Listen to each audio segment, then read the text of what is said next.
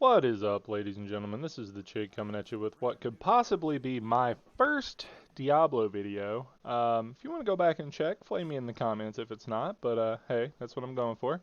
Before we get started, go ahead and hit that like button, hit that subscribe button. Just tons of things you can do to help out the channel for free. Anyway, today what we're going to be talking about is my favorite key farming build. This is just an Innes Monk speed build. So I'll go over the items, I'll go over the cube, I'll go over the skills, and then I'll show you a riff. This one is incredibly easy to play, and it blasts. So let's dive right into it. Um, First thing, this is my crafted primal. This is Ingoim. I used the Ingoim just so I could get the 10 seconds. So the two things we're most looking for here stat-wise are going to be crit chance and attack speed, and then we want cooldown where we can get it. But we're using Messerschmitt's Reaver in the cube and Ingoim, so we're going to have tons of cooldown, but you want cooldown wherever you can get it as well. So what we're doing for the weapons, we're doing Ingoim and Echoing Fury. We want Echoing Fury for the attack speed and the fear chance, and then we want this for the cooldown, and then we got the Ingoim for the cooldown, and you need 5 pieces of Innes. So we do boots, pants, gloves, chest, and hat. So I have not optimized this at all. This is literally just an amalgamation of items that I got to drop to put this together to do this because I play the LOD build. I played my God DH until I got the LOD build put together for this. So I just use this for keys. You also use the Bastion set for the damage. My rings are not optimized for this. They just got cooldown crit. So you want to use Gold Wrap because it's going to be your biggest toughness thing. Lefebvre's Soliloquy, basically I use this like twice until I start picking up gold, and then I just use it to stack up the elites and then blow them up with Water Ally when we get to that. Warzekian Arm Guards, move speed for breaking stuff, Squirch Necklace, you have extra damage when you don't take damage. You don't take damage very often in this, and then there is that threshold once you get enough toughness that you literally don't take damage. So you're there. With this, you want a cooldown gem in the hat. I would suggest just putting all green gems in your gear. I have literally just been lazy because they're in my other sets. So there you go. We're using the Bane of the Trapped, Enforcer, and Boon of the Hoarder for gold. Enforcer makes your allies do more damage. Bane of the Trapped makes slowed enemies take more damage, of course. And yeah, so let's go over what else we got. We got the Crudest Boots for extra damage on your allies because they do your biggest damage, and then the Ring of Royal Grandeur because you're using the Innes set and you need all of that. Alright, so let's go over the skills real quick.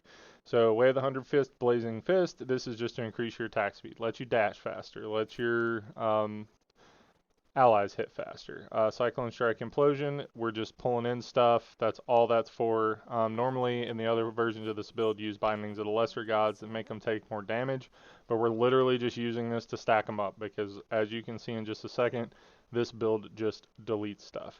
Dashing Strike Quicksilver, we are using this just to get the 3 charges and to be able to dash and move around as fast as possible.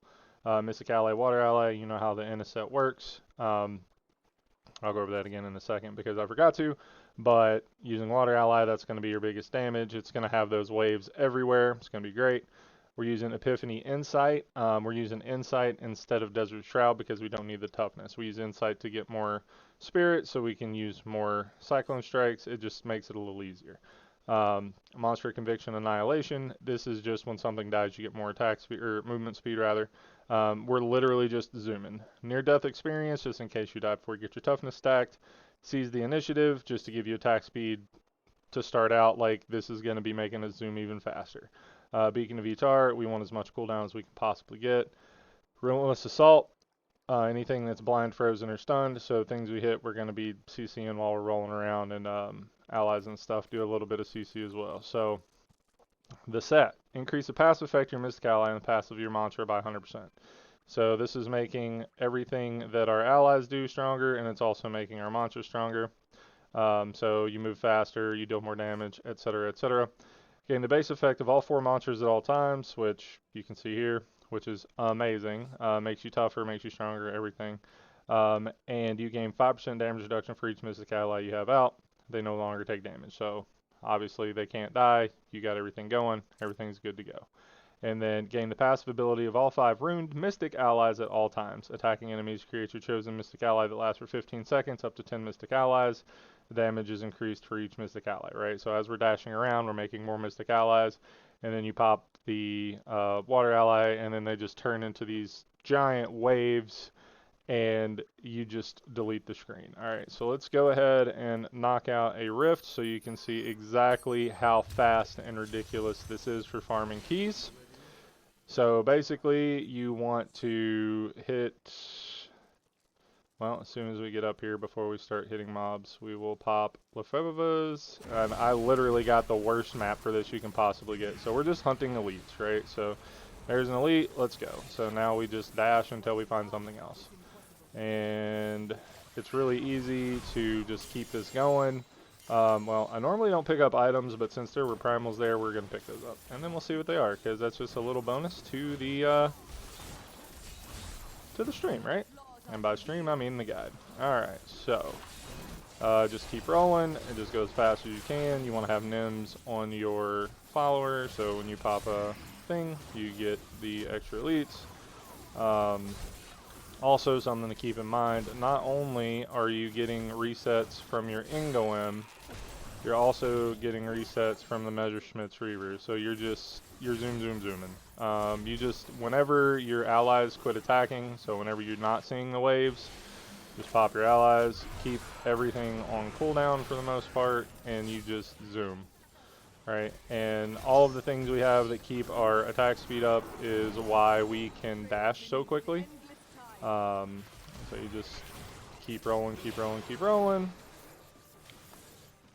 And, ooh, nice outdoor map. Heck yeah.